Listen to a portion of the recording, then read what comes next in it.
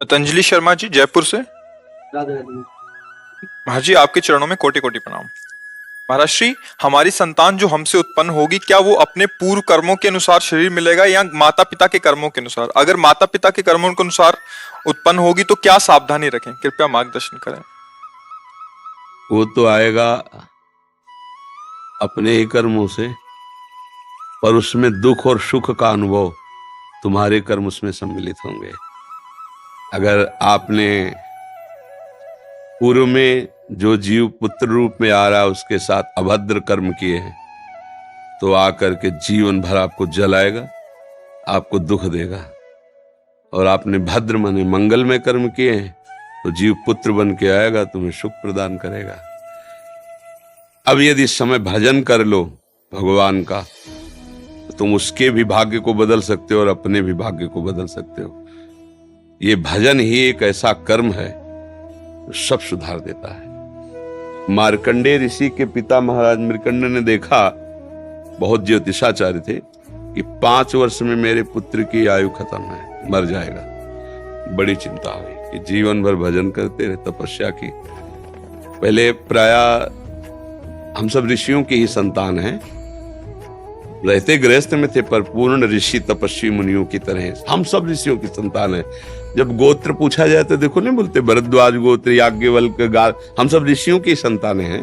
हाँ, तो उन्होंने लगा कि कैसे क्या कर सकते हैं कि 5 वर्ष के बाद एक बालक जीवित बना रहे। अब पिता का कर्म शुरू हो रहा है। पूर्व संयोग इतने ही वर्ष का था, अब उनका नया कर्म काम कर रहा है। उन्होंने विचार किया, भगवान के भक्तों और संतों में विशेष सामर्थ्य है। यदि संतों को साष्टांग दंडवत करे और संतों का आशीर्वाद मिले तो मैं इसे मृत्यु से भी बचा सकता हूं। उनको पता था, उनकी श्रद्धा थी, उनकी भावना थी। तो प्रायः पवित्र नदियों के किनारे ही ऋषियों के आश्रम होते थे, तो गंगा जी के समीप ही तो घाट में खड़ा कर देते। जो भी संत दिखाई देते, वैष्णव तिलक या शैव तिलक, वो सबको आदेश कर, छोटा सा बालक 2 वर्ष 3 वर्ष, साष्टांग प्रणाम करो, साष्टांग प्रणाम करो। उनकी सेवा यही थी, प्रसाद पाओ और जाकर घाट में खड़े हो, जो भी संत दिखाई दे साष्टांग प्रणाम करो। एक दिन प्रच्छन्न वेश से गुप्त रूप से सनक सनंदन सनातन सनत कुमार भी, अब आपको क्या पता कौन महात्मा किस कोटि का किस वेश में तुम्हारे पास बैठा है, या तुम्हारे संग वार्तालाप कर रहा है, या तुम्हें कभी मिल सकता है, हमारी दृष्टि नहीं है ना। और वो दिव्य महापुरुष थे और वो देखा करते थे।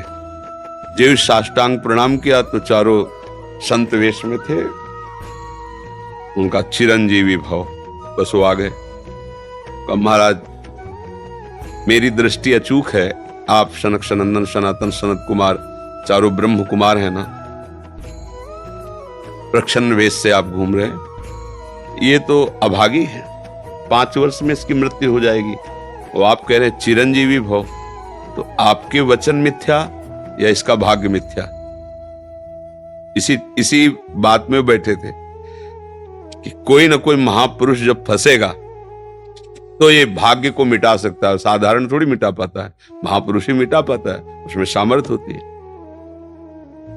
तो उनका ठीक है, चिरंजीवी तो रहेगा ही। तुम्हारी ज्योतिष से तुमको पता है किस मिनट में किस सेकंड में मृत्यु होगी। उस दिन प्रातः से लेकर के और मृत्यु समय तक भगवान शिव के मंदिर में शिव का आलिंगन करके इसे बैठा देना, बस फिर और हम देख लेंगे। ऐसा ही किया। चारों ब्रह्म कुमार दरवाजे पे खड़े हो गए। तो ऐसे पुरुषों के पास यमदूत नहीं आते, साक्षात धर्मराज आते हैं। धर्मराज ने देखा सनक सनंदन सनातन सनत कुमार, तो उनका इस जीव का समय हो रहा है, आप आदेश करें तो मैं इसे ले जाऊं। नहीं, मैंने तो चिरंजीवी भव कहा है। बोले ब्रह्मा के आप पुत्र हैं, ब्रह्मा के द्वारा ही विधान किया जाता है। तो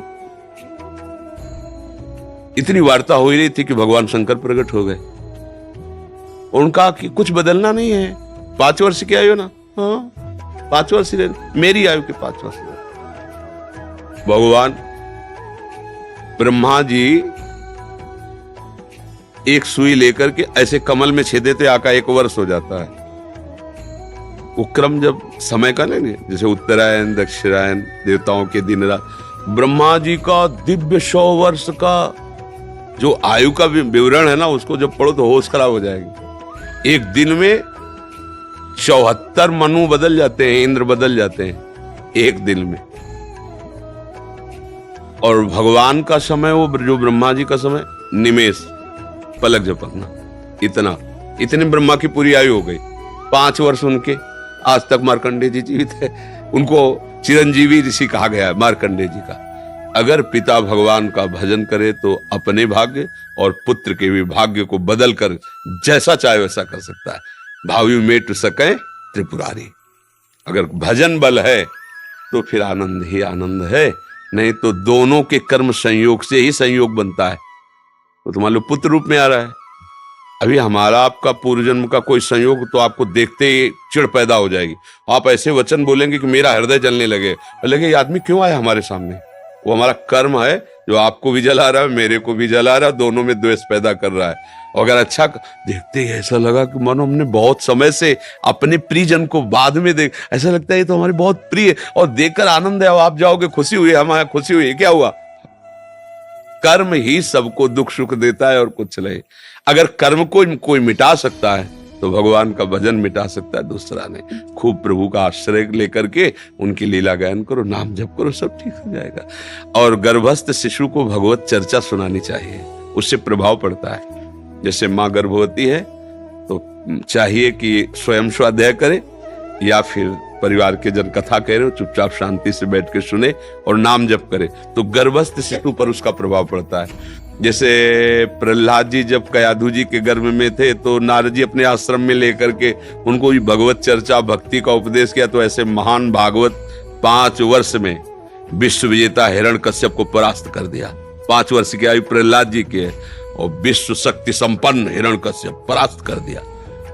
अभिमन्यु जी गर्भ में ही थे, चक्रव्यूह का वेदन की क्रिया बताई तो 6 द्वार वेदने की क्रिया तक वो जगती रही, 7वें विश्व हो गई। तो फिर वो मतलब गर्भस्थ शिशु पर बाहरी चर्चा का प्रभाव पड़ता है, बाहरी आचरण का प्रभाव पड़ता है। यदि हम नाम कीर्तन, भगवत चर्चा, भगवत कथा वार्ता, उसमें भक्ति का अंकुरण हो जाएगा, गर्भस्थ शिशु में उसका प्रभाव पड़ जाएगा।